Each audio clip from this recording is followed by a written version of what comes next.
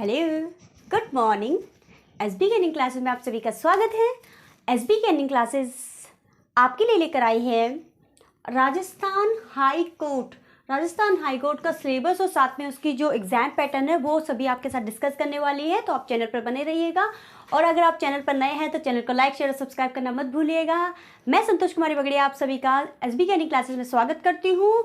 और मैं आपको अपने सभी ने सिलेबस आपके हाथ में होगा, ठीक है, ओके फाइन, बट फिर भी मैं एक बार बताना चाहूँगी कि जो हमारा सिलेबस है और ये जो हमारी ये जॉब है ये अपने आप में एक सेकेंड ग्रेड टीचर से कम नहीं होती।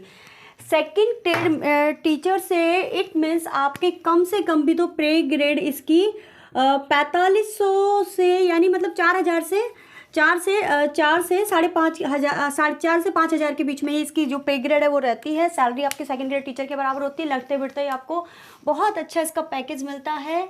एलडीसी की जो है ये वैकेंसी है, नाम एलडीसी का है लेकिन ये अब सेकंड ग्रेड टीचर के अपने सारे फीचर्स रखती हैं। चाहे सैलरी पैकेजेस ले लो, चाहे छुट्टियाँ ले लो, चाहे बहुत कुछ इसमें सेम है। बस जो सेकंड ग्रेड टीचर है उसमें बस थोड़ा जो जॉब टाइमिंग होती है वो थोड़ी आधी होती है और इसमें होती है वो जो ऑफिस टाइमिंग होती है वो होती है। तो अंतर बस इतना सही है, बाकी आपकी पे ग्रेड वगैरह बहुत अच्छी होती है, छुट्टियाँ भी इसमें काफ़ी अच्छी होती हैं, सैलरी पे। तो आगे बात करते हैं हम आज इसकी स्कीम। और इसका एग्ज़ाम जो है वो आपका मार्च में होने वाला है, आप सभी को पता होगा, डेट भी आपको पता होगी।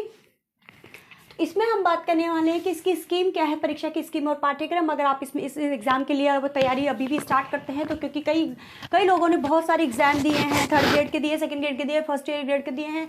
तो जिन्होंने इन सब्जेक्ट से दिया है, जैसे किसी ने हिंदी से दिया है, किसी ने इंग्लिश से दिया है, और जीके तो ऑलमोस्ट सभी, जीके तो हमने जब से जन्म लिया और जब से हमारे जीवन है तब तक हमारे पीछा नहीं छोड़ती हैं। ये तो हम हर फील्ड में पढ़ते रहेंगे। तो इसमें ऐसा कोई स्पेशल वो नहीं है, पढ़ना नहीं है आपको कि नहीं हम एग्ज़ाम की तैयारी नहीं करें। जिनके पास इंग्लिश है, जिनके पास हिंदी है और तो वो तो डेफिनेटली 100% तैयारी करेगा, मुझे उसके कहने की ज़रूरत नहीं है। लेकिन अदर के लिए भी मैं इतना कहना चाहूँगी, भले आप इस एग्ज़ाम को टारगेट ना करें लेकिन आपने अभी तक जो भी पढ़ा है सिर्फ आप उसको मुट्ठी में रखें, उसको लेते हुए आप आगे बढ़े तो भी आपका ये अपने आप ही क्लियर हो जाएगा। इसमें सिर्फ और सिर्फ जो हिंदी वाले हैं वो ज़्यादा फोकस करें, क्योंकि हिंदी और इंग्लिश उन्हें कहीं ना कहीं 50 क्वेश्चन 50-50 है। यहाँ पे 50 क्वेश्चन इसके हैं, 50 क्वेश्चन इसके और 50 क्वेश्चन इसके हैं, यानी 150 क्वेश्चन है, यानी 3, और ये डबल यानी 2-2 मार्क्स का एक पर क्वेश्चन है। तो ऐसे 300 मार्क्स का है और 2 घंटे का 120 मिनट मिलेंगी। मतलब क्वेश्चन आपके 150 हैं लेकिन मिनट आपकी क्या है, मतलब 120 मिनट ही है, तो थोड़ा कम ही है आपके, 1 मिनट से भी कम टाइम मिलेगा आपको एक क्वेश्चन को अटेंड करने के लिए। क्वालिफाइंग मार्क्स भी इसमें दे रखा है कि अगर आप सॉरी 300 मार्क्स का पेपर है, लेकिन जो 120 है वो तो SC ST और PWH यानी जो फिजिकली वीक होता है उनके लिए है। PWH होता है, क्या होता है ये, PH, ठीक है ना, मतलब फिजिकली हैंडीकैप जो होते हैं, आप सभी समझते हैं बहुत अच्छे से। तो ये उनके लिए है ये क्राइटेरिया कि उन्हें मिनिमम इतना लाना है। 120 मार्क्स अगर वो लाते हैं तो भी वो क्वालिफाई है। उसके बाद तो मेरिट पर डिपेंड करता है कि मेरिट क्या जाती है। इसके अलावा अगर अदर है तो 130 लाता है तो वो भी एक बार जो क्वालिफाइंग मार्क्स है वो 135 उसके हो जाएंगे। तो और ये है 2 मार्क्स, 2 आवर्स का इसका पेपर है, 120 मिनट्स आपको मिलेंगे, 150 क्वेश्चन, 300 मार्क्स, 120 मिनट्स।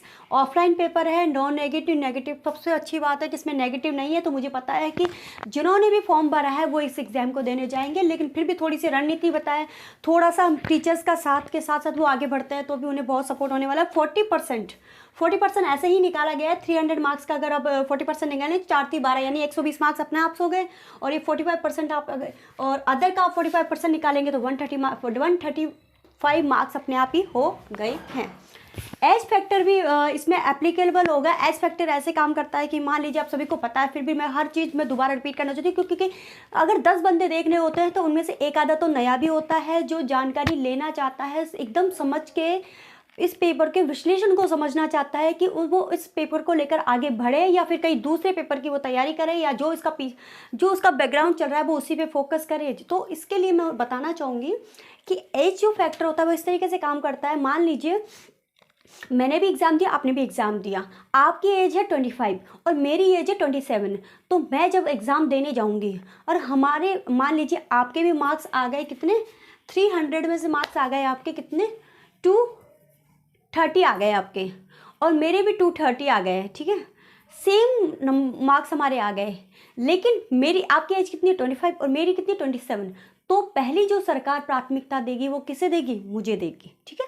इसी तरीके ये एज फैक्टर वाला जो वर्डिंग है वो इसी तरीके से काम करती हैं, क्योंकि जो ओवर एज होने को है और अगर वो आप ही के बराबर में मार्क्स ला रहे हैं तो इट मीन्स पहले उन्हें वरीयता दी जाएगी। इससे सरकार को भी फ़ायदा है और जो मेहनत करते हैं उनकी भी मेहनत का फल उनको थोड़ा टाइम में मिल जाए तो अच्छी बात है। हाँ, लेकिन उनका सर्विस पीरियड कम होता है तो वो कम अर्निंग कर पाते हैं और सरकार को ये है कि उनको कम सैलरी देनी पड़ती है, फटाफट पे दूसरी ज्वाइनिंग वगैरह चलती रहती है।